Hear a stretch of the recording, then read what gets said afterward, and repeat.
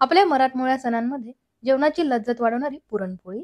अतिशय मऊ लुसलुशीत पुरणपोळी करणार आहोत आणि कमी पुरण भरून गोडसर मऊ लुसलुशीत पुरणपोळी करणार आहोत.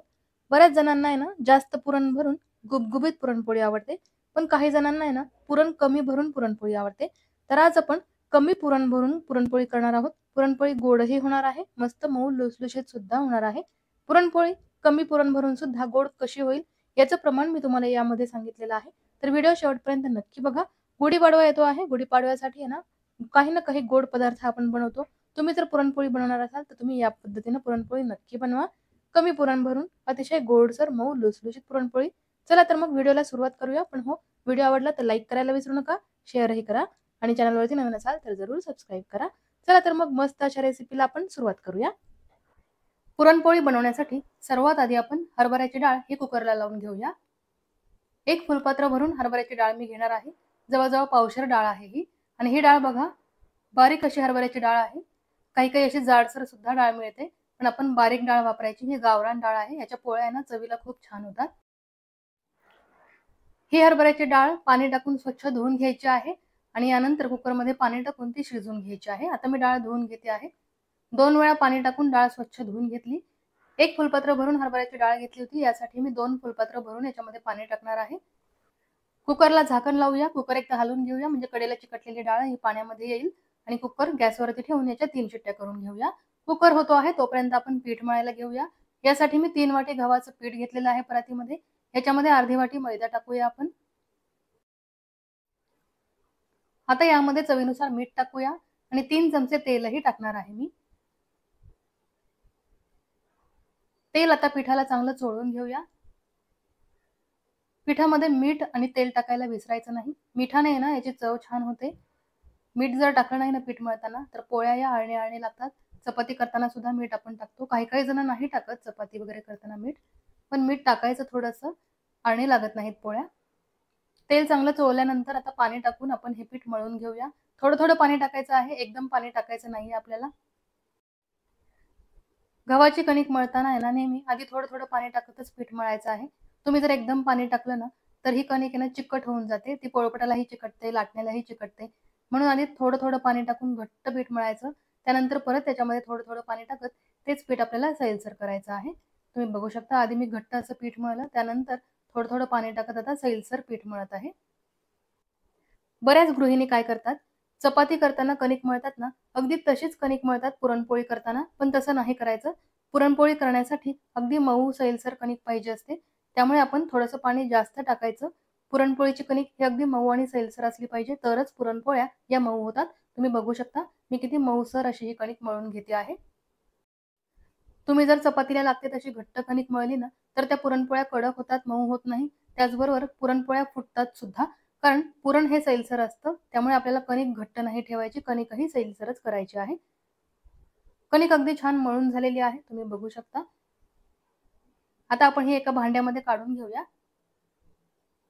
वरती मी थोडंसं पाणी सुद्धा टाकणार आहे. कणिक आपण तिंबट ठेवूया आणि अर्धा तास तरी ही छान भिजू देऊया. त्यानंतर याच्या पोळ्या आपण करायच्या आहेत. आता झाकण ठेवूया आणि अर्धा तासानंतर बघूया. आता हरभऱ्याची डाळ शिजलेली आहे. कुकरच्या 3 शिट्ट्या करून घेतल्या होत्या मी. गॅसची फ्लेम मीडियम ठेवली होती आणि डाळ अगदी छान मऊसर शिजवून घेतलेली आहे. या डाळीतलं पाणी आता आपण काढून घेऊया. खाली पातेलं घेतलं, त्यावरती पुरणाची चाळण ठेवली आणि डाळ आपण पुरणाच्या चाळणीमध्ये टाकलेली आहे. म्हणजे पाणी हे खाली पातेल्यामध्ये निथळून निघेल. डाळीतलं पाणी पूर्णपणे निघाल्यानंतर या डाळीला आपण चटका देणार आहोत. गूळ टाकायचा आहे आणि ती डाळ गरम करून घ्यायची आहे. आणि हे पाणी बघा, हे आपण कटाच्या आमटीसाठी वापरणार आहोत. गॅसवरती कढई ठेवलेली आहे, त्यामध्ये आपण पाणी निथळलेली डाळ टाकून घेऊया. आणि आता मी याच्यामध्ये गूळ टाकणार आहे. ज्या फुलपात्राने मी डाळ मोजून घेतली होती ना, त्याच फुलपात्राने मी पाऊण वाटी गूळ घेतलेला आहे. गूळ बारीक करायचा आणि मोजून घ्यायचा. तुम्हाला जर कमी गोड पोळ्या आवडत असतील ना तर तुम्ही गुळाचं प्रमाण हे कमी करू शकता. पण मला कमी पुरण भरायचं आहे आणि पोळ्या या गोडसरही व्हायला हव्यात, म्हणून मी गूळ जास्त टाकलेला आहे. आता आपण डाळ आणि गूळ गरम करून घेऊया. ही डाळ आपण गुळामध्ये चांगली शिजवून घेणार आहे, म्हणजे आपलं पुरण आहे ना अजून मऊ शिजणार आहे. थोड्या वेळाने याला पाणी सुद्धा सुटतं. आता तुम्हाला वाटेल एवढं पाणी सुटलं आहे, पुरण कसं तयार होणार? पण काही काळजी करू नका, हे पाणी आटून जातं आणि पुरण अगदी छान कोरडं होतं. चमच्याने आपल्याला एकसारखं हलवायचं आहे, पुरण खाली लागू द्यायचं नाहीये. तुम्ही बघू शकता पाणी बऱ्यापैकी आटलेलं आहे. पुरण आता कोरडं कोरडं होत आलेलं आहे. आता आपलं पुरण हे तयार झालेलं आहे. हे कसं ओळखायचं याची ट्रिकही मी तुम्हाला या व्हिडिओमध्ये सांगणार आहे. पुरण कोरडं होत आल्यानंतर आपण त्याच्यावरती चमचा ठेवायचा आहे, बघा अशा पद्धतीनं. आणि चमचा हा खाली पडला नाही पाहिजे, मग समजायचं पुरण अगदी परफेक्ट तयार झालेलं आहे. चमचा जर खाली पडला तर तुम्ही परत एकदा थोडा वेळ पुरण परतू शकता. पण पुरण कोरडं होत आल्यानंतर आपल्याला चमचा ठेवून बघायचा आहे. तो पूर्णपणे उभा राहिला की समजायचं पुरण हे तयार झालेलं आहे. आता मी पुरणाची चाळण घेतलेली आहे आणि फुलपात्राने हे पुरण दाबणार आहे चाळणीवरती, म्हणजे खाली आहे ना मऊसर पुरण पडेल. या पुरणाच्या चाळणीमध्ये ना पुरण अगदी छान पटपट बारीक होतं. पहिले आपण पाटा वरवंटा वापरायचो, त्यानंतर पुरण यंत्र वापरायचो. तुमच्याकडे पुरण यंत्र असेल तर तेही तुम्ही वापरू शकता. काही जण मिक्सरच्या भांड्यामध्ये सुद्धा पुरण बारीक करतात. पण माझा अनुभव असा आहे की या चाळणीमध्ये अगदी भरभर पुरण बारीक होतं आणि छान मऊसूत होतं.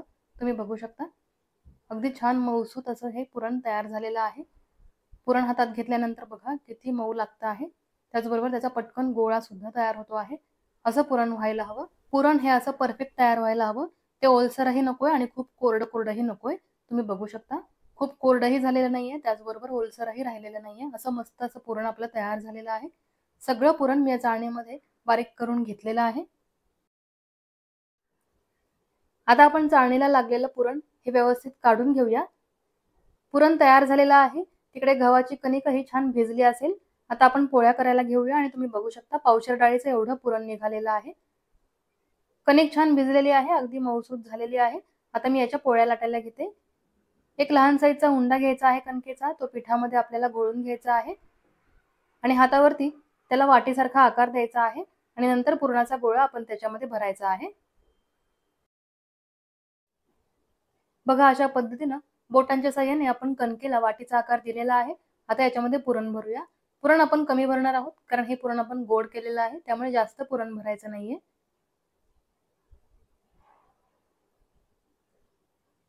पुरण चांगलं कणकेमध्ये दाबूया. पीठ वरती वरती घेऊया आणि वरती गव्हाच्या कणकेचा उंडा हा दाबून टाकूया आणि याचं तोंड बंद करूया. बघा अशा पद्धतीनं पुरणाचा उंडा आपल्याला भरायचा आहे. पुरण एकसारखं उंड्यामध्ये भरलं गेलं की आता आपण याला पीठ लावायचं आहे आणि पोळी लाटून घ्यायची आहे. आता पोळी लाटताना पण कशी लाटायची, ती चपातीसारखी दाबून लाटायची नाही आपल्याला. अगदी हलक्या हाताने चपाती लाटताना जेवढा हलका हात असतो ना त्याही पेक्षा जास्त हलका हात ठेवायचा आहे आपल्याला पुरणपोळी लाटताना. आणि एकसारखं लाटणं फिरवायचं आहे आपल्याला उंड्यावरती. पोळी आपोआप पुढे सरकत जाते.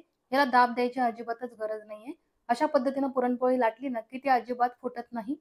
तुम्ही बघू शकता अगदी एकसारखी पुरणपोळी लाटलेली आहे आणि ती अजिबात कुठेही फुटलेली नाहीये. अगदी हलक्या हाताने आपण पुरणपोळी लाटलेली आहे. आणि पुरणपोळी एकसारखी लाटली ना ती अगदी छान टम्म फुगते. कुठेतरी जाड, कुठेतरी पातळ अशी पुरणपोळी लाटली ना तर ती फुगतही नाही आणि ती फुटते.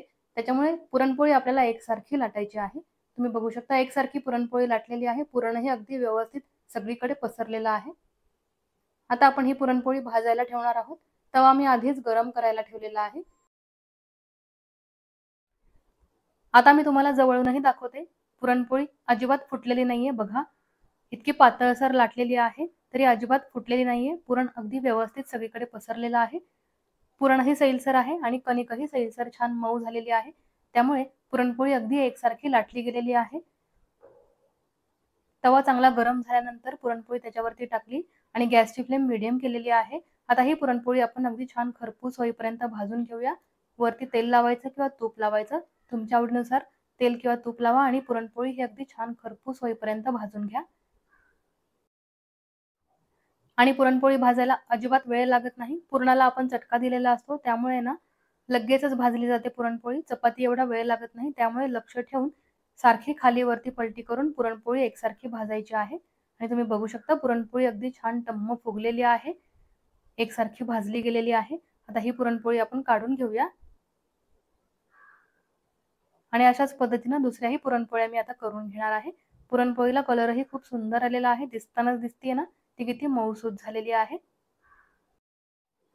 पुरणपोळी अगदी एकसारखी पातळ लाटलेली आहे आणि अगदी छान खरपूस भाजलेली आहे. अशाच पद्धतीनं सगळ्या पोळ्या मी केलेल्या आहेत आणि सगळ्या पोळ्या अतिशय टम्म फुगलेल्या आहेत. कुठलीही पोळी बघा तुम्ही फुटलेली नाहीये, काही नाहीये. अगदी छान झालेल्या आहेत. तर तुम्ही सुद्धा या पद्धतीनं पुरणपोळ्या नक्की बनवा. तुम्हाला जर कमी पुरण भरून पुरणपोळी करायची असेल आणि ती गोडसरही व्हायला हवी, तर ही रेसिपी फॉलो करा. अगदी छान मऊसूत पुरणपोळ्या होतात. त्याचबरोबर कमी पुरण भरून सुद्धा या पुरणपोळ्या अगदी छान गोड होतात. तर तुम्ही ही रेसिपी नक्की फॉलो करा आणि कशी वाटली तुम्हाला ही रेसिपी हेही मला कमेंट करून सांगा. मी आधी सुद्धा आपल्या चॅनलवरती पुरणपोळी कशी करायची याचे व्हिडिओ शेअर केलेले आहेत. जास्त पुरण भरून पुरणपोळी सुद्धा दाखवलेली आहे. काहींना अगदी मस्त जास्त पुरण भरलेली गुबगुबीत पुरणपोळी आवडते, ती सुद्धा रेसिपी आपल्या चॅनलवरती आहे. आणि काहींना कमी पुरण भरून गोडसर पुरणपोळी आवडते, तर ती आजची ही रेसिपी आहे. तर या दोन्ही रेसिपींपैकी तुम्हाला कोणती रेसिपी जास्त आवडली हे मला नक्की सांगा आणि तुम्ही सुद्धा या पद्धतीनं पुरणपोळ्या बनवा. या गुढीपाडव्याला गोड तुम्ही काय करणार आहे? पुरणपोळी करणार असाल तर तुम्ही अशाच पद्धतीनं पुरणपोळी करा आणि ही रेसिपी आवडली असेल तर व्हिडिओला लाईक करायला विसरू नका, शेअरही करा. जास्तीत जास्त मित्रमंडळींना शेअर करा म्हणजे त्यांना सुद्धा अगदी मस्त अशी पुरणपोळीची रेसिपी मिळेल. तर नक्की व्हिडिओला लाईक करा, शेअर करा आणि चॅनलवरती नवीन असाल तर चॅनलला सबस्क्राईब करायला बिलकुलच विसरू नका. कारण अशाच इझी आणि टेस्टी रेसिपीज आपण आपल्या चॅनलवरती बघणार आहोत. आता मी तुम्हाला आतूनही पुरणपोळी दाखवते. पुरण अगदी व्यवस्थित भरलेलं आहे. अगदी कमी पुरण भरून सुद्धा बघा पुरणपोळीमध्ये अगदी व्यवस्थित पसरलेलं आहे. त्यामुळे ही पोळी आहे ना खायला अतिशय मस्त गोड लागते. अजिबात कमी गोड लागत नाही. तर तुम्ही सुद्धा या पाडव्याला या पद्धतीनं पुरणपोळी नक्की बनवा. आणि हो तुम्हा सर्वांना गुढीपाडव्याच्या खूप खूप शुभेच्छा. तुम्ही माझ्या रेसिपीज नक्की फॉलो करा. अगदी सगळ्या रेसिपीज खूप छान असतात आपल्या चॅनलवरच्या आणि यासाठी आहे ना चॅनलला सबस्क्राईब करायला बिलकुलच विसरू नका. अशीच मस्त रेसिपी घेऊन मी पुन्हा येणार आहे. धन्यवाद.